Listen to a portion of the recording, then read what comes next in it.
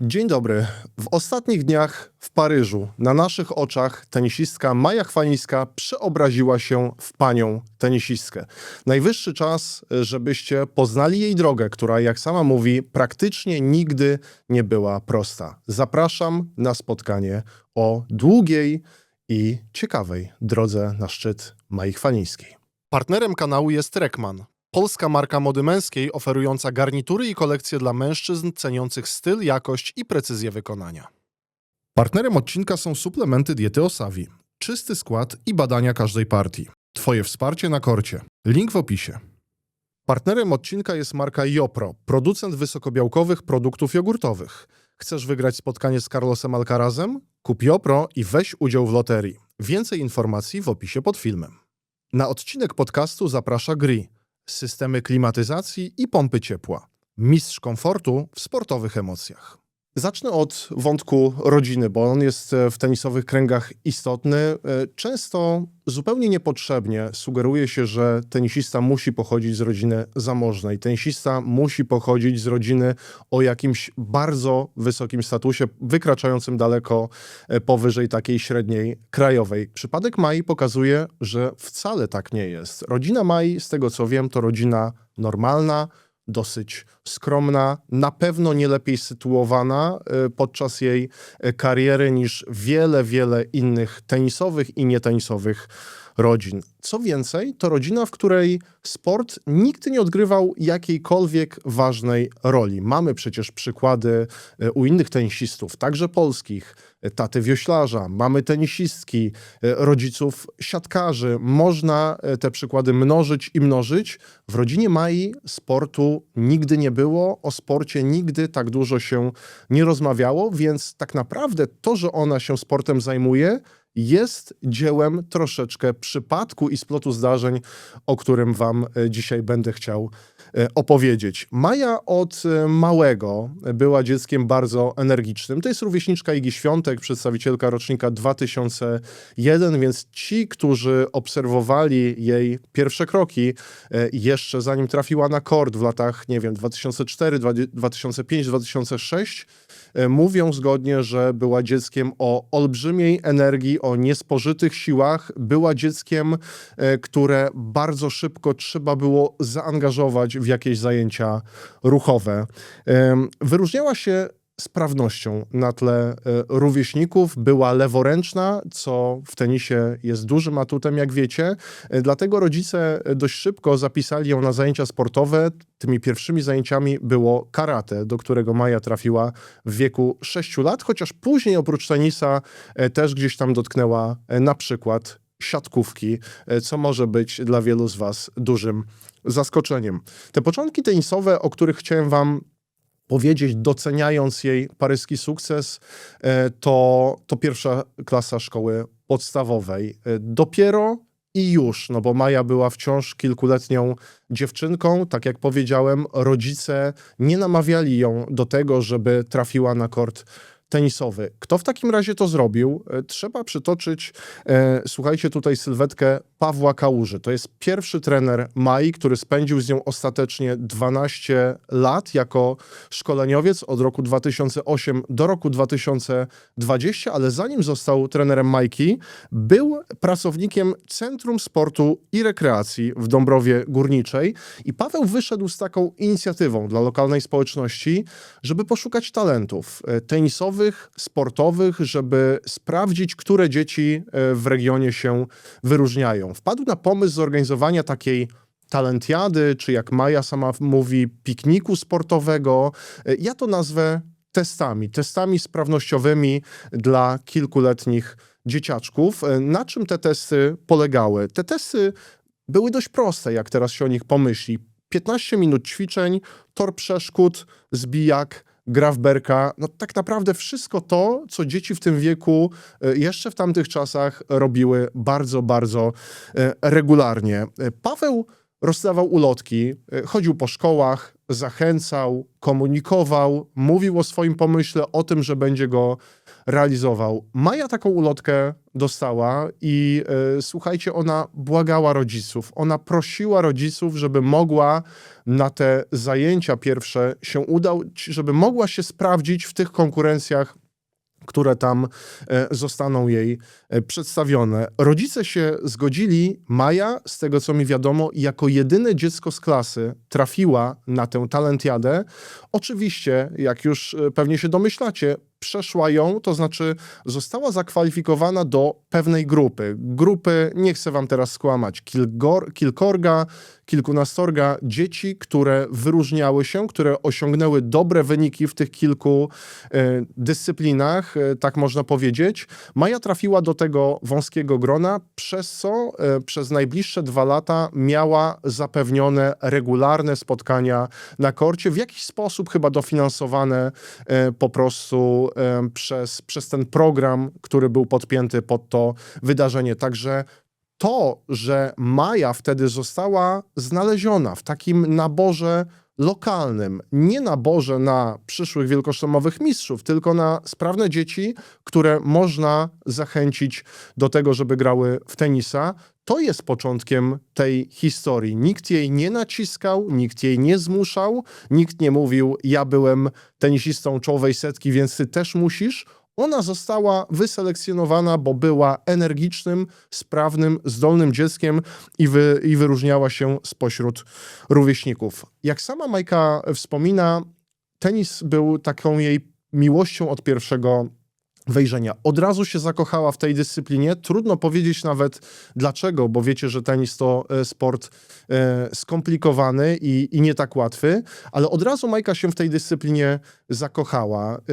Takie pierwsze wspomnienia jej z kortu i pierwsze nerwy na korcie dotyczą tego, że ona bardzo od początku chciała grać. Nie wiem, czy rywalizować, ale na pewno odbijać piłkę rakietą przez siatkę, a doskonale wiecie, jeżeli albo jesteście tenisistami amatorami, albo jesteście rodzicami tenisistów, że ten początek u kilkuletnich dzieci tak nie wygląda, że więcej jest zabaw, takich elementów ogólnorozwojowych, znalezienia czegoś, przeniesienia czegoś, pobiegnięcia w danym kierunku. To nie jest granie na małe kara od razu, a już na pewno nie z linii końcowej, bo do tego etapu trzeba dojść i trzeba pracować długo, żeby go przebrnąć. Maja bardzo się denerwowała na początku, że mało jest tego grania, a więcej jest tych zabaw i elementów ogólnorozwojowych i podobno mówiła rodzicom, że ona się na to nie pisała, mówiąc o tym,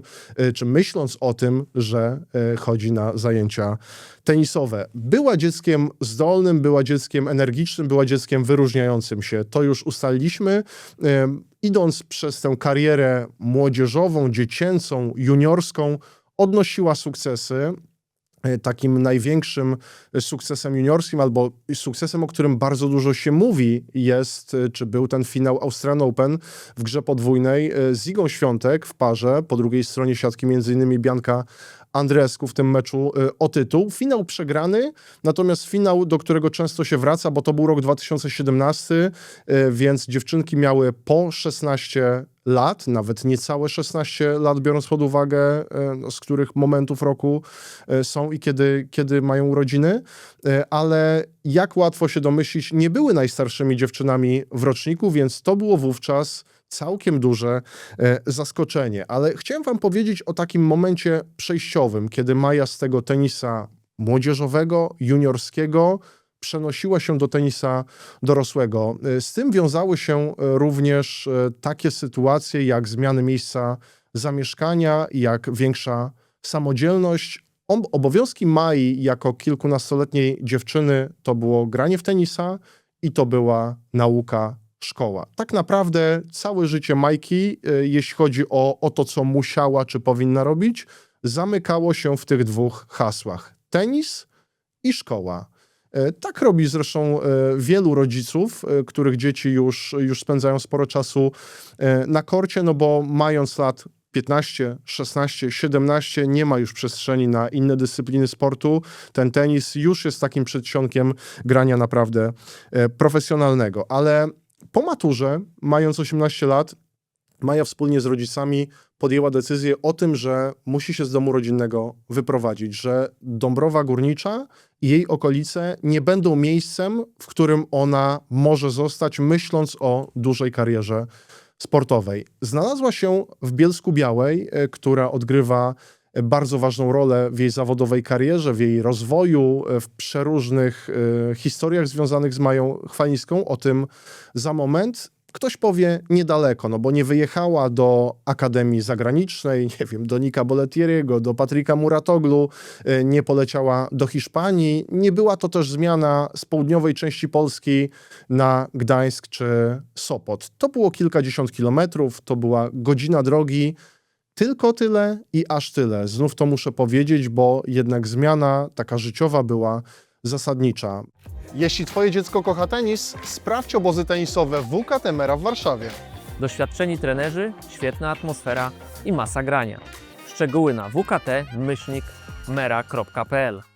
To, co należało do obowiązków rodziców do tej pory, stało się obowiązkami Mai. Pierwsze 3 miesiące pobytu w Bielsku-Białej Maja spędziła na kortach. Tak, na kortach, w pokoiku hotelowym w klubie BKT Advantage Bielsko-Biała, który pomagał jej i pomaga do dziś i w nim Maja trenuje i ten klub bardzo ją wspiera, podobnie jak miasto, ale pokoik na kortach, nieduży, skromny, ale trzeba było dużo więcej robić. Trzeba było posprzątać, trzeba było zrobić pranie, przygotować sobie rzeczy. Tego do tej pory Maja nie znała i jak sama wspomina, no to było dla niej coś nowego. Tak naprawdę to było coś, z czym do tej pory nie miała zbyt dużo do czynienia. Nazywa ten stan, w który wtedy wpadała, przerażeniem, gdy przychodziło do takich czynności życiowych. Na szczęście dziś się z tego śmieje. No myślę, że każdy z nas miał taki etap w życiu, gdzie miał to pierwsze zetknięcie z takimi czynnościami, które, powiedzmy sobie szczerze, nie sprawiają za dużo radości, a przynajmniej nie wszystkim, więc myślę, że doskonale Maję tutaj rozumiemy. Po 3 miesiącach przeprowadziła się już z tego terenu kortów, no bo tenisa było za dużo. Trening, mieszkanie na kortach, jedzenie na kortach, taka full opcja, można powiedzieć, opcja all inclusive na kortach klubu, z którym współpracuje. Później przeniosła się do, jak rozumiem, wynajmowanego mieszkania, zamieszkała nieopodal. Była wtedy już w okolicach 4. setki rankingu WTA, miała te sukcesy juniorskie, o których wspominałem, ale pomimo to wiele osób ją skreślało. Wiele osób podcinało jej skrzydła, czy to w rozmowach bezpośrednich, czy to gdzieś nieopodal, tak że ona zupełnie przypadkowo te rozmowy słyszała, czy to rozmawiając z osobami, które później te treści mogły Mai przekazać. Mówili, że jest niewystarczająco dobra, mówili, że nie osiągnie takiego sukcesu, jaki odnosi dziś, teraz w Paryżu. Mówili wreszcie, że ona nie da rady, bo czegoś jej brakuje. Spotkałem się w ubiegłym roku z Mają podczas meczu reprezentacji Polski w Radomiu, więc posłuchajcie sami, jak ona ten czas wspomina. Ty wiele razy słyszałaś w swoim życiu, że nie wiem, jesteś za słaba fizycznie albo za mała, żeby zrobić jakiś wynik, wiesz, żeby coś się wydarzyło, ktoś cię skreślał z tego powodu, że masz takie parametry, a nie inne? Do tej pory to słyszę. Jakby i tak A jak teraz już powiedziałam masz się czym wcześniej. obronić, mówię o wynikach. No tak, ale zawsze się znajdą osoby, które mi powiedzą, że nie ma szans z taką grą, nie wiem, teraz wejść do setki, czy tam wejść do 50 i to tak można do końca. Także zdecydowanie tak, odkąd pamiętam, najpierw byłam za drobna, później byłam za mała, później z tym stylem gry się nie da. Ciebie to bolało?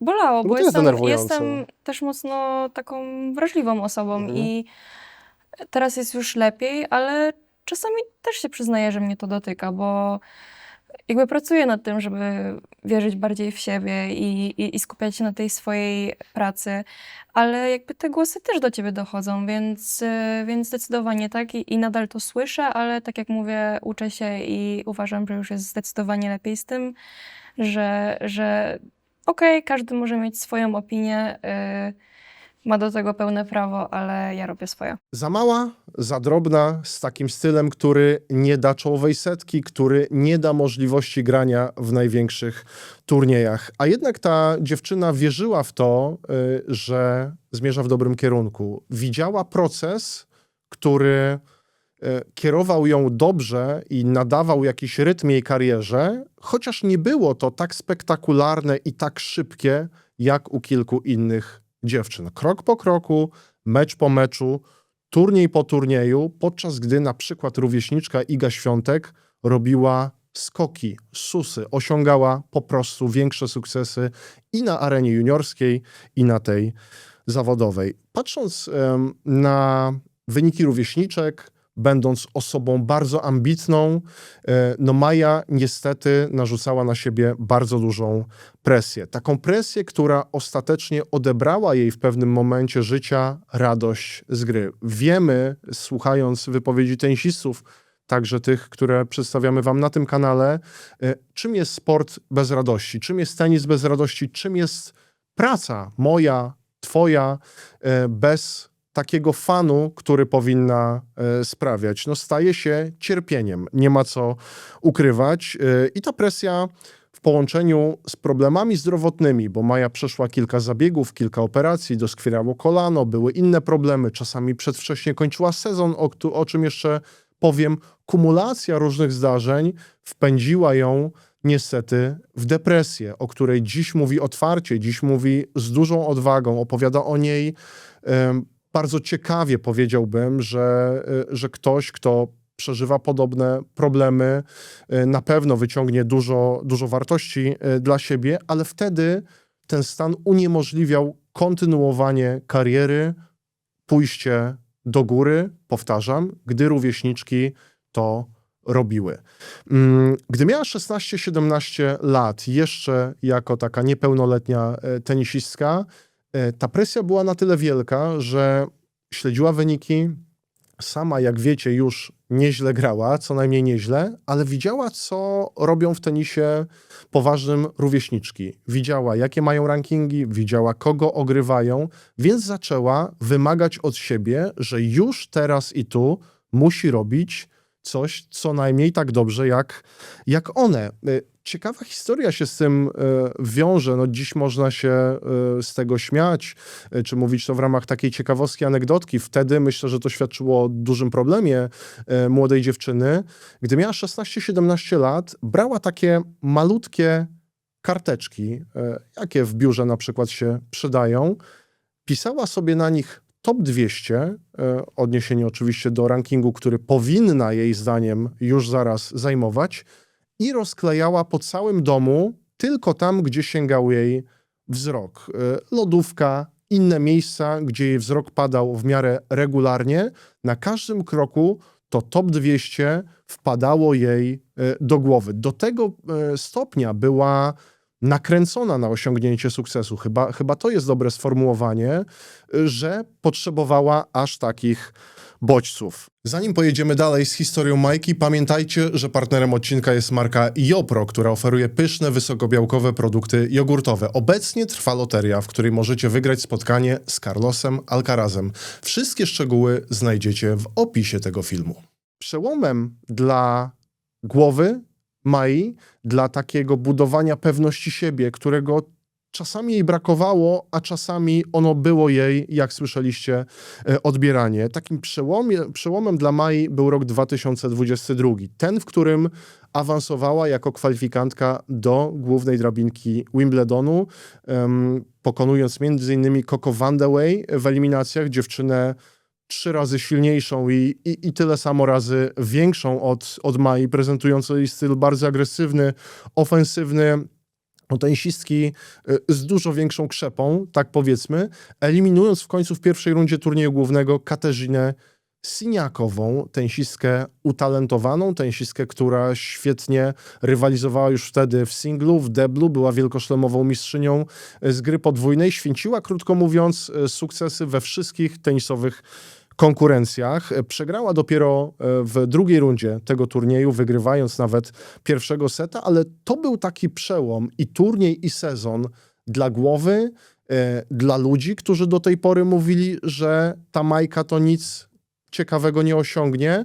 To był taki moment, który dał jej argumenty, dał jej karty w takiej talii, do której sama zaglądała i którą komuś mogła też pokazać. Zaczęła się przyzwyczajać przede wszystkim do tempa gry rywalek, do tego, że w tenisie zawodowym będzie grała regularnie albo zawsze z dziewczynami silniejszymi, mocniejszymi, grającymi szybciej, ale niekoniecznie tak sprytnymi jak ona. To był taki proces adaptacji, powiedziałbym, do rozgrywek zawodowych na tak wysokim poziomie, ale niestety dla Mai ten rok skończył się operacją, więc znów jakieś turbulencje, znów musiała wypaść z takiego dobrego rytmu, który wspomina z tamtego czasu.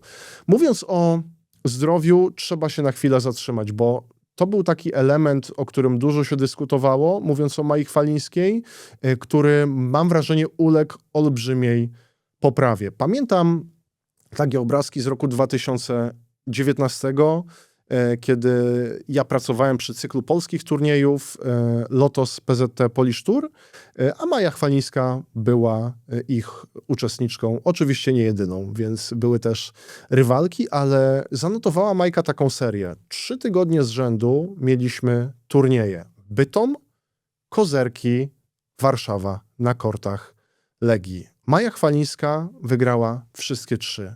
Dzień po dniu, tydzień po tygodniu, wygrywając pewnie 15 meczów w tych imprezach. Oczywiście nie mierzyła się tam z czołową setką, nie mierzyła się tam z czołową 120. To nie są turnieje dla takich dziewczyn, ale to, że ona zdecydowała się na taką kumulację, to, że ona nie chciała odpoczynku, to, że ona chciała grać i mogła grać dzień po dniu, prezentując styl, w którym nic nie przychodzi na korcie łatwo, nie grasz krótkich akcji, nie serwujesz asów praktycznie, to było godne podziwu. Z jednej strony można było się tym zachwycać, mówiąc o wielkiej Mai Chwalińskiej, która na poziomie imprez ITF-owskich wykosiła wszystkie inne dziewczyny w tamtym miesiącu. Z drugiej strony, gdy przypomnę sobie tamten sezon, to były wakacje w Polsce. Maja rozegrała jeszcze tylko chyba 2 turnieje, wygrała w nich pojedyncze mecze i to chyba w eliminacjach tej drugiej imprezy, to już turnieje zagraniczne i sezon skończyła, więc nie było jakiejś kontynuacji, albo nie było sił, albo były problemy zdrowotne. Mówiło się często w środowisku tenisowym o tym, że Maja gra za dużo, że nie zjeżdża do pit stopu, żeby się zregenerować, że nie potrafi zaciągnąć takiego hamulca ręcznego i na tydzień, tak jak na przykład Marta Kostyuk w tym roku, zjechać na odpoczynek. Pamiętacie, Kostyuk wygrała Madryt, później odpuściła Rzym, pomimo tego, że pokusa gry w tysięczniku o wielkie pieniądze, o wielkie punkty jest ogromna. Widzimy, co robi w Paryżu. Przykład z innej tenisowej ligi, no bo Kostyuk jest dziewczyną z czołowej 15. Maja wtedy była daleko poza pierwszą setką, więc taki jej głód punktów i tego, żeby iść do góry, był zrozumiały, ale nie potrafiła się opanować, nie potrafiła się powstrzymać i z tego, co się słyszy, cierpiało wielokrotnie na tym kalendarzu, na tej intensywności jej ciało. Dziś w jej otoczeniu znalazł się Maciej Ryszczuk, czyli człowiek, który dba o zdrowie, dba o przygotowanie fizyczne Igi Świątek, człowiek od przygotowania fizycznego Igi, fizjoterapeuta Igi. No, każdy, kto zna Maćka albo o nim trochę wie, że to jest facet, instytucja. Maciek trafił do obozu Mai Chwalińskiej około turnieju w Rzymie w roku ubiegłym, krótko mówiąc rok temu. Dużo jest w tym wszystkim pracy zdalnej, no bo Maja, wchodząc w taką współpracę, doskonale wiedziała, że priorytetem Maćka Ryszczuka jest dobro Igi Świątek, a że praca zajmuje bardzo dużo czasu, no to tych luk, żeby się spotkać, żeby popracować live, po prostu jest niewiele. Oni to robią albo w Warszawie, gdy Maciek wraca z turniejów, albo gdy na razie sporadycznie spotykają się na imprezach tenisowych wspólnie, ale dużo jest takiej pracy zdalnej, zlecania przeróżnych zadań. Dochodzi nawet do tego, że gdy Maja pracuje tutaj w Polsce i Maćka być nie może, to kto inny to nadzoruje? Inny trener od przygotowania fizycznego gdzieś tam nadzoruje te rozgrzewki, te treningi, te przygotowania, a gdy Maja jest na turnieju, na którym Maćka Ryszczuka nie ma, te zadania przejmuje trener tenisa, czyli Jarosław Machowski. Mówię, nadzór, popilnowanie, pomoc przy różnych elementach, ale nie da się uciec od tematu Maćka, uważam, mówiąc o tym sukcesie, który Maja odnosi dziś w Paryżu na naszych oczach. Oczywiście pewnie w którymś momencie to będzie za mało. Pewnie w którymś momencie Maja będzie chciała, żeby taka osoba była dla niej na 100%, na full time, ale na razie chyba takiej potrzeby nie ma, skoro te ostatnie wyniki są jakie są. Poza tym potrzeby potrzebami. Wiemy, że tenis to są pieniądze. Za takie usługi trzeba płacić. Gdy bierzesz trenera na turniej, nawet gdyby on był dostępny, musisz go na tym turnieju utrzymać. Musisz wypłacić mu pensję. Dlatego też tenisiści w różny sposób, nawet ci dużo wyżej notowani od Mai Chwalińskiej, umawiają się z tymi współpracownikami, bo czasem to jest kwestia organizacji logistyki, a czasem po prostu funduszy. No bo Maja jest tenisistką, która 5 minut temu grała głównie w ITF-ach, na poziom telewizyjny wychodziła do tej pory okazjonalnie. Tam się nie zarabia wielkich pieniędzy. Tam nie możesz budować sztabów, spędzając w tych ITF-ach tyle lat, ile spędziła Maja, sztabów przesadnie rozbudowanych, bo po prostu nie wyjdziesz nawet na zero. Na to nie byłoby szans.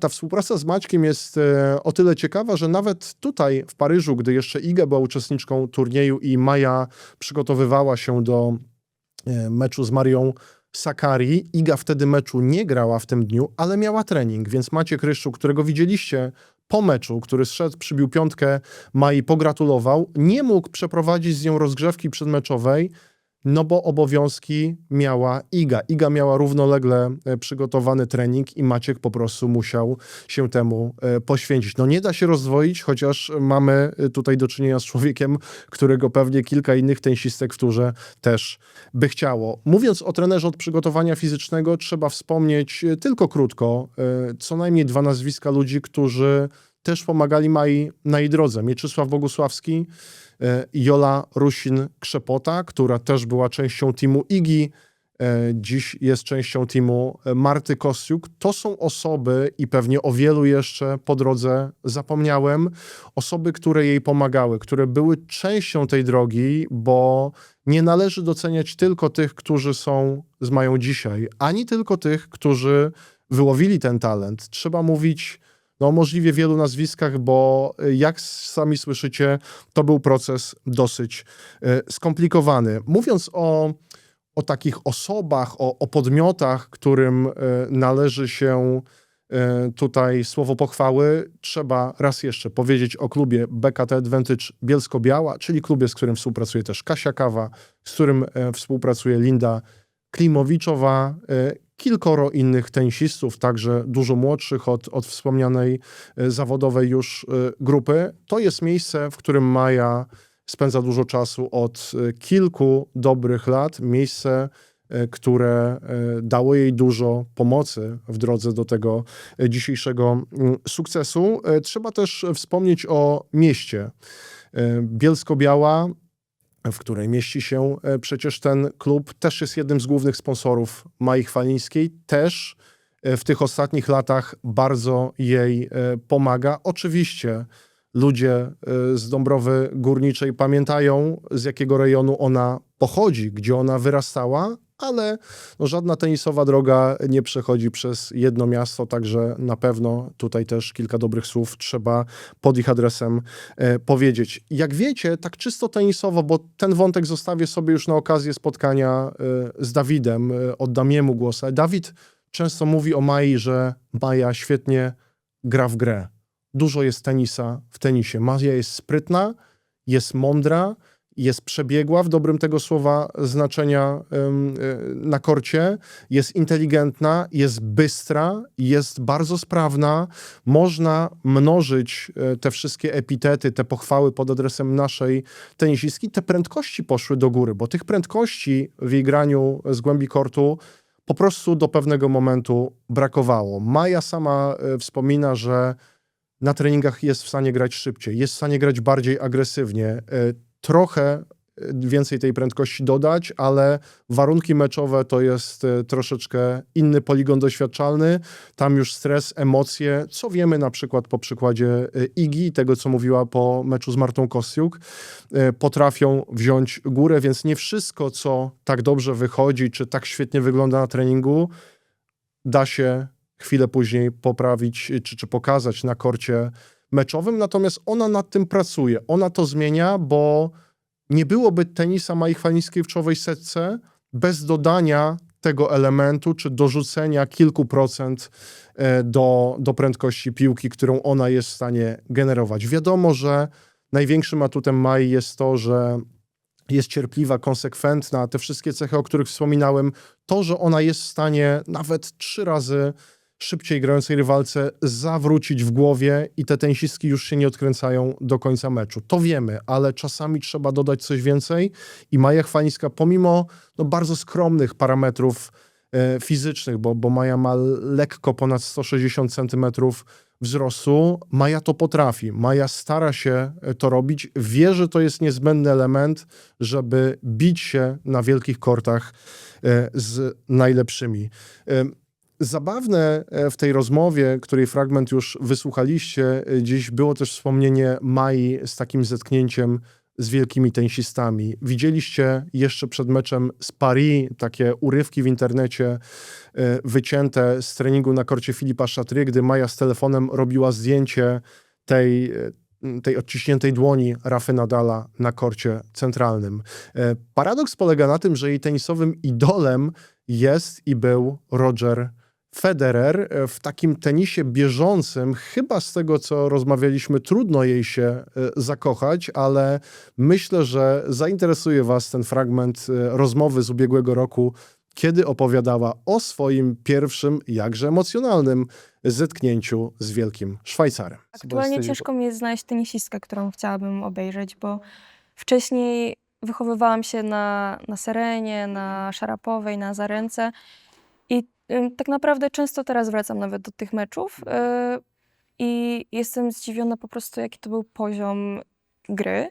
Może wydaje mi się, że tenis poszedł mocno w fizyczność, ale ta gra jednak była zupełnie inna wtedy i po prostu oglądało się to bardzo przyjemnie się to oglądało, więc czasami nawet teraz do tej pory na YouTubie sobie puszczam stare mecze. Tak samo Agnieszka, Simona, także ja uwielbiałam naprawdę oglądać mecze wcześniej. Teraz oglądam już o wiele mniej. A u mężczyzn, no to zdecydowanie to już w ogóle Federer, Nadal, Djokovic, Murray. Same dinozaury. Byłam na początku fanką dużą Federera, psychofanką nawet, ale... A co, listy wysyłałaś?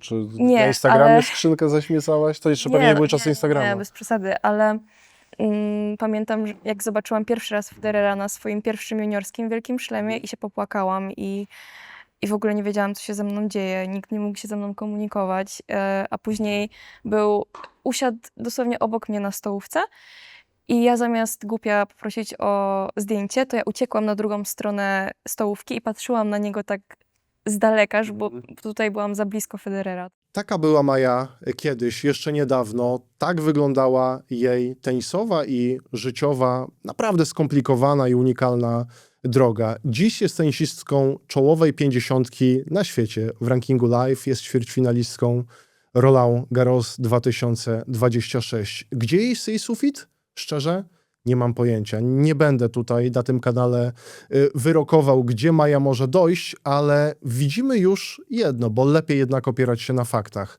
Maja jest wyżej niż ten sufit przewidywano, niż rysowali jej taką linię, do której może podskoczyć ludzie, którzy w nią przez lata nie wierzyli. Naprawdę tenis piękny do oglądania, tenis unikalny, tenis, który i rywalkom, i widzom może w takim dobrym tego słowa znaczeniu zawrócić w głowie. Piękna ta historia Mai Chwalińskiej. Mam nadzieję, że was zainspiruje, bo to jest istotne, że was zaciekawi, że padło tutaj podczas tego monologu coś, o czym do tej pory nie wiedzieliście. Myślę, że dużo można z tego wyciągnąć z takich lekcji dla samego siebie. Każdy z nas miał jakąś drogę, jakąś historię.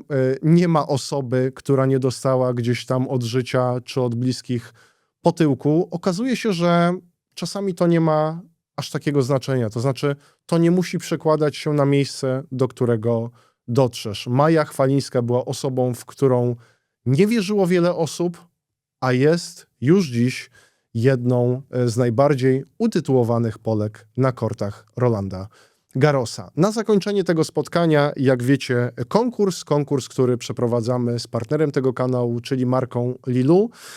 Pytanie na dziś: za co podziwiasz Maję Chwalińską? Do 7 czerwca, czyli do finału Roland Garros, do godziny 20, chciałbym, żebyście odpowiadali w komentarzach pod tym filmem na to pytanie. Wybierzemy z Dawidem odpowiedź, która będzie najciekawsza, będzie z jakiegoś powodu i nasz partner wyśle do zwyciężczyni albo zwycięzcy komplet pięknej biżuterii, która już na zawsze komuś z was będzie kojarzyła się z Roland Garros 2026 i kapitalnym występem Mai Chwalińskiej. Bardzo dziękuję za dziś. Dziękujemy za wszystkie suby, lajki, za wasze zainteresowanie kanałem i treścią. Budujmy wspólnie ten kanał, bo chcemy, żeby to było miejsce dla wszystkich fanów tenisa, a z Dawidem i tematami Igi, Fonseki i przeróżnymi innymi wydarzeniami dotyczącymi turnieju Roland Garros słyszymy się już za kilka chwil. Partnerem kanału jest Reckman, polska marka mody męskiej oferująca garnitury i kolekcje dla mężczyzn ceniących styl, jakość i precyzję wykonania. Partnerem odcinka są suplementy diety Osavi, czysty skład i badania każdej partii. Twoje wsparcie na korcie. Link w opisie. Na odcinek podcastu zaprasza GRI, systemy klimatyzacji i pompy ciepła. Mistrz komfortu w sportowych emocjach.